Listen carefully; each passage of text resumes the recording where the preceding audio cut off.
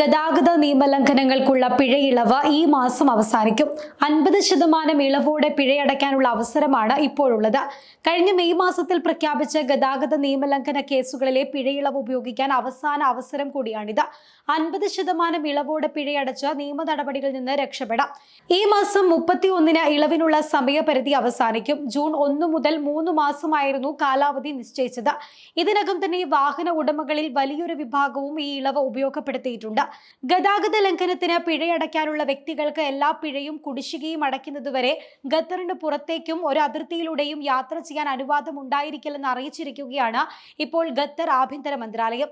ഗതാഗത നിയമലംഘകർക്ക് കര, വ്യോമ, കടൽ എന്നീ അതിർത്തികളിലൂടെ രാജ്യം വിടാൻ കഴിയില്ല.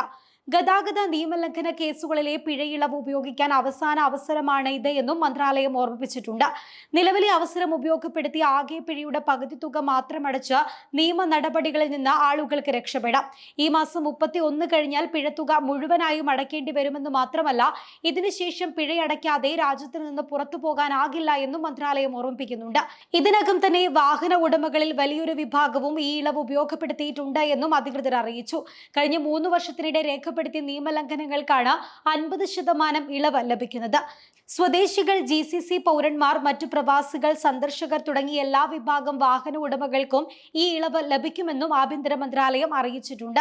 ഇതിനിടെ ട്രാഫിക് നിയമലംഘനങ്ങൾക്ക് വീണ്ടും പിഴ വരുന്നത് ഒഴിവാക്കാൻ സീറ്റ് ബെൽറ്റ് ധരിക്കുക, വാഹനം ഓടിക്കുമ്പോൾ മൊബൈൽ ഫോൺ ഉപയോഗിക്കുന്നത് ഒഴിവാക്കുക തുടങ്ങിയ ട്രാഫിക് സുരക്ഷാ നിയമങ്ങൾ പാലിക്കണമെന്ന് മന്ത്രാലയം പൊതുജനങ്ങളോട് അഭ്യർത്ഥിക്കുകയും ചെയ്തിട്ടുണ്ട്. റോഡുകളിലെ അപകടങ്ങളും തിരക്കും കുറയ്ക്കുന്നതിന് ട്രാഫിക് നിയമങ്ങളെക്കുറിച്ച് പൊതുജന അവബോധം ശക്തമാക്കുമെന്നും അധികൃതർ അറിയിച്ചിട്ടുണ്ട്. വാഹനം ഓടിക്കുമ്പോൾ ഡ്രൈവറും മുൻസീറ്റ് യാത്രക്കാരനും സീറ്റ് ബെൽറ്റ് ധരിക്കണമെന്ന് ട്രാഫിക് നിയമത്തിന്റെ ആർട്ടിക്കിൾ നമ്പർ 54 അനുശാസിക്കുന്നുണ്ട്. സീറ്റ് ബെൽറ്റ് ധരിക്കുന്നതും വാഹനം ഓടിക്കുമ്പോൾ മൊബൈൽ ഫോൺ ഉപയോഗിക്കാതിരിക്കുന്നതും വാഹന അപകടങ്ങൾ കുറയ്ക്കുന്നതിന് വലിയ തോതിൽ സഹായകമാകും. ഗുരുതരമായ ട്രാഫിക് അപകടങ്ങളിൽ പകുതിയിലേറെയും ഡ്രൈവിംഗിനിടെ മൊബൈൽ ഫോൺ ഉപയോഗിച്ചത് മൂലമാണ് സംഭവിക്കുന്നത് എന്ന് ഇതിനോടകം വ്യക്തമായതാണ്. റോഡ് സുരക്ഷ ശക്തിപ്പെടുത്തുന്നതിനായി പുതുതായി സ്ഥാപിച്ച റഡാറുകൾക്ക് സീറ്റ് ബെൽറ്റ് ധരിക്കാത്തതും മൊബൈൽ ഫോൺ ഉപയോഗവും അമിത വേഗതയും കണ്ടെത്താൻ കഴിയുമെന്നും അധികൃതർ അറിയിച്ചിട്ടുണ്ട്.